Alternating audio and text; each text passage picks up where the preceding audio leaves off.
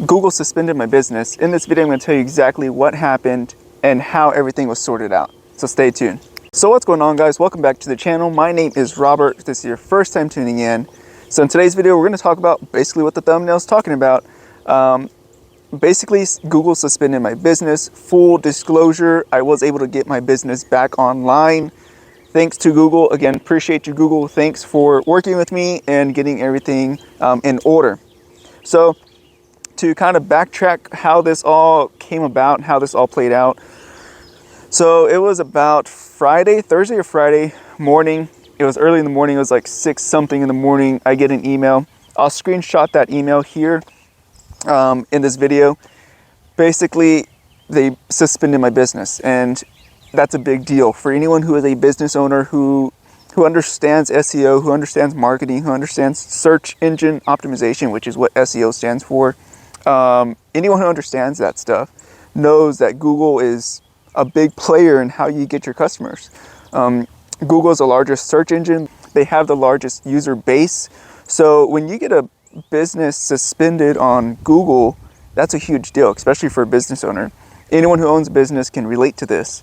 So basically what the email said, it was kind of vague. I didn't really know. You have to click on a link to go in and kind of see what is it that your business violated, I guess.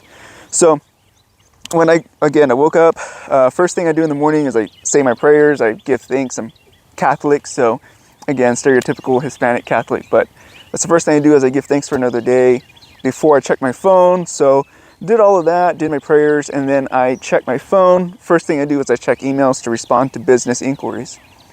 First thing I see that pops up is Google's email saying my business has been suspended.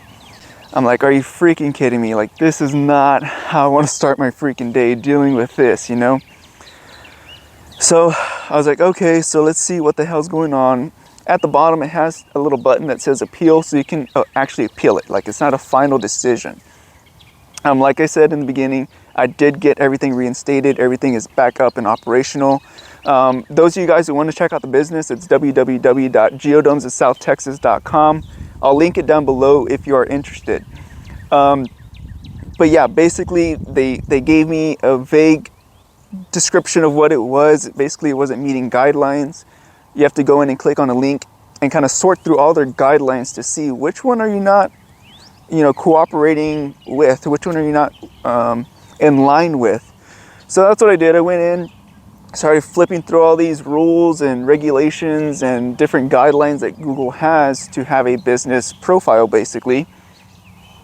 And I came to one that I was like, okay, this is probably what they are looking at, which is you can't have a P.O. box for your Google business, which I didn't know that. So I guess I should have read that before, but I didn't think it was a big deal. I'm sure a lot of people have P.O. boxes for their business.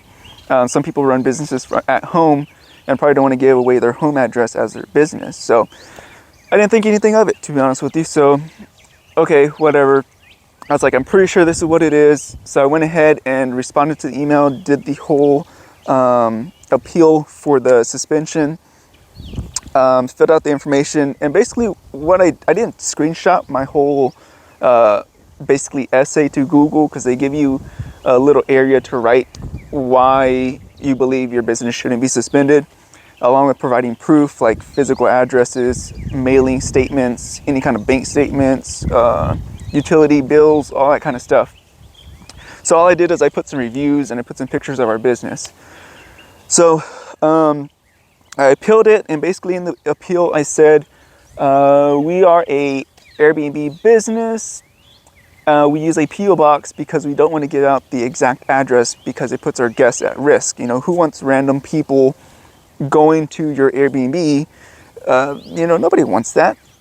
And then I put, our guests' safety and comfort is our top priority. We like people to experience the country living and this and that in a quiet, peaceful setting. We don't want random people just driving by our Airbnb or stopping by and taking pictures, because our Airbnb is really unique. It does draw a lot of attention. So that's the reason we keep our address very private. So basically that's what I put in the email. And then at the bottom, I said we have like over 100 5-star reviews across multiple platforms, across guest books, across online sources. There's reviews, you can find them everywhere.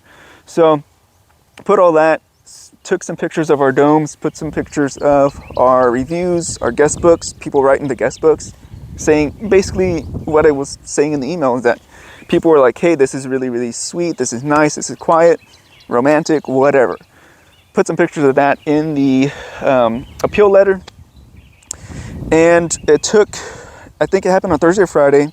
Nothing happened throughout the weekend, so my business was still suspended throughout the weekend. Monday morning is when I got an email saying that my business was approved, that my appeal was approved.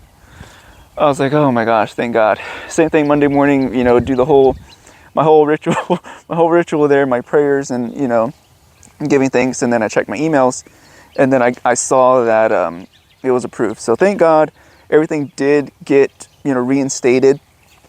Now, maybe some of you guys may be asking, you know, did it affect your business being off of Google for a while? It did. It certainly did, but we did gain some valuable insight and some valuable knowledge when it came to this. And I'm glad this kind of happened, and I'm glad it only happened for a short period of time, because as soon as we got removed off of Google, we were losing our traction, our traffic to our website it went down significantly. Excuse me, it went down 80%, 70%, so it went down quite a bit. What we figured out was that we need to stop relying on one source and start focusing on expanding to multiple sources. So the last day before we got reinstated on Google, we started posting on our social medias. I think we posted 6 different things on TikTok, Instagram, Facebook, and our traction went up actually past where we were at when we were on Google, just by leveraging social media. We always had social media, but we didn't use it the way we should have. We didn't push it as much as we should have. Since this whole little deal that happened, we really were like, okay, we got to get a little bit more serious about growing some of these other channels, other funnels that we have, instead of just relying on Google. So again, we used a lot of the social media stuff, and that Sunday we had a lot of traffic because of the social media. So that's something we learned. So we're hoping from here on out, now that we have Google back and we already know that we need to focus more on our social medias, that we can really, you know, see a little bit more growth than we had before. We were just relying on Google searches and things like that. So it's pretty much in a nutshell what happened. It was a short-lived little stressful situation, you could say. Anyone who's a business owner can probably relate to that, because it's a big deal. Google is, again, like I said, the highest searched website, the highest,